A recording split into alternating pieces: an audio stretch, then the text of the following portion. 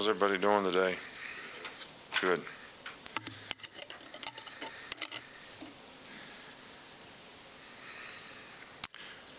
Well, I think that November is kind of the time of the year when you really need to play your best football. If you're going to accomplish the goals that you have, it's great that you put yourself in a position to be able to accomplish the things that you can accomplish. But I think that November is the month where you got to be at your best and be your best as a football player. And I think everybody's got to be working hard to do their job and maintain focus, practice, preparation, as well as when the game comes, be ready to go for 60 minutes. I think one of the things that get very difficult for players at this time of the year because of the grind of the season is nobody really feels all that great. I don't think that's unusual. That probably would be what every team would say right now. But the people who recover properly, rest properly, get the right sleep, eat right, have a lot of positive energy and confidence about how they do what they do and what they need to do to be able to do it well.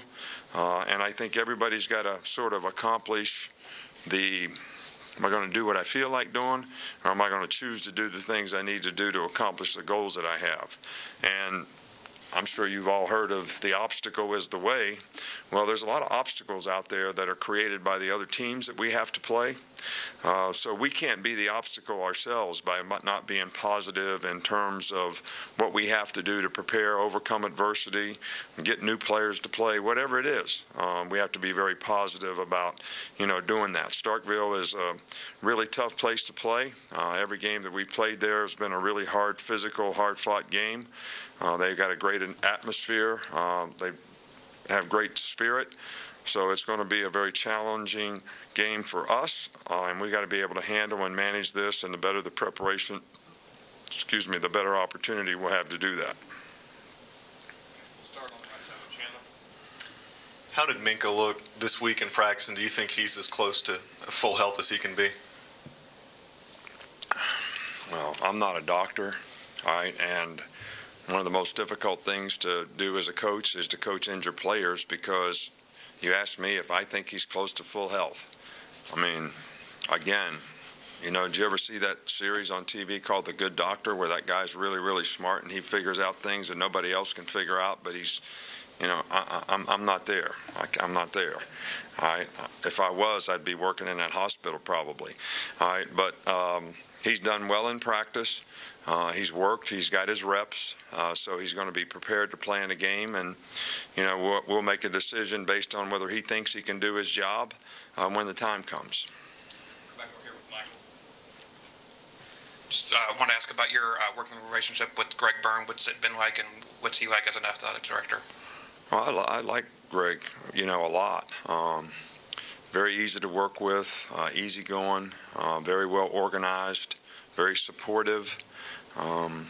I think he's trying to do things that he can to promote a lot of positives throughout the athletic department, the organization, the university, our fan base and constituency of people who, support the program, cultivating a new generation of supporters for Alabama football, Alabama athletics. And so I think he's done a great job so far, and I'm very pleased, and I've been pleased with everybody that we've had. I love Mal, I love Bill, and I love Greg, so I haven't had any problems, and they all been really good to me, and we appreciate it. Up front here with Mark. Is there an update on Nigel Knott's status? We saw him on crutches. He's out. Back over on this side with Tony. What's the biggest improvement you've seen in Raekwon's pass rush abilities?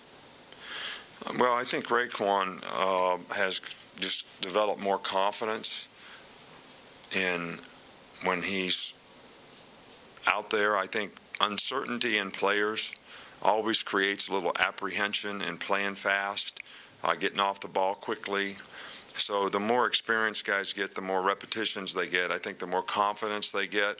And when he plays fast, he's a very effective player. And I've seen a big difference in the confidence that he has in pass rush, as well as the confidence he has in doing his job. So I think he's played better and better throughout the season in all aspects of the game. Back up, Reiner. Last two four-quarter games you guys have played against A&M and LSU, you guys have used 19 players on offense.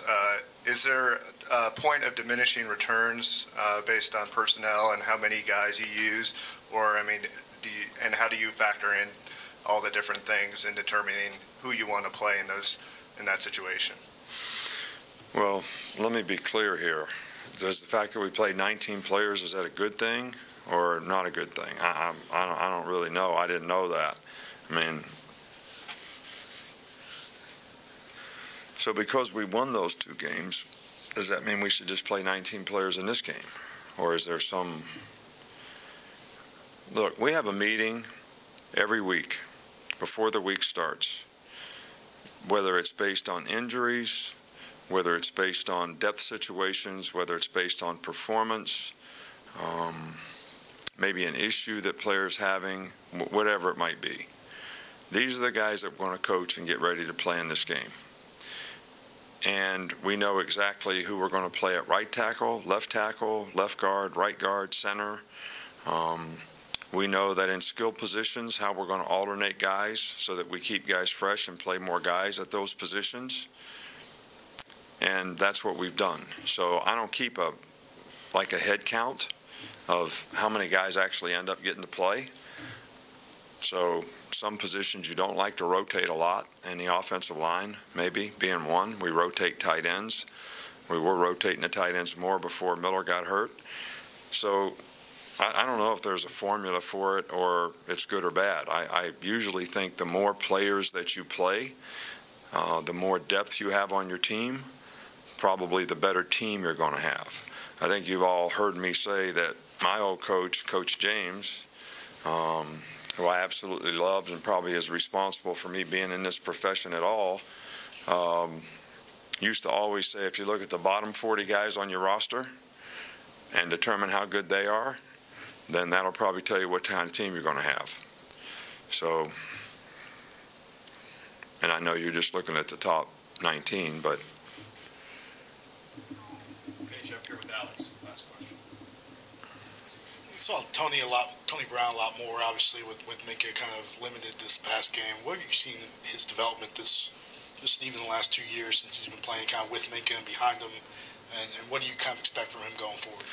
Well, when Tony can stay focused on what he's supposed to do the right things, make good choices and decisions about what he does and stay focused on it, he can be a very effective player.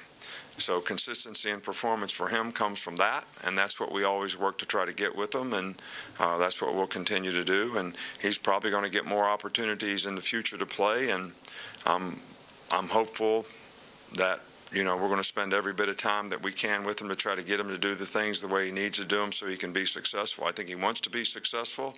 We just got to help him do it. Okay, Coach, that's all we got. All right, thank you.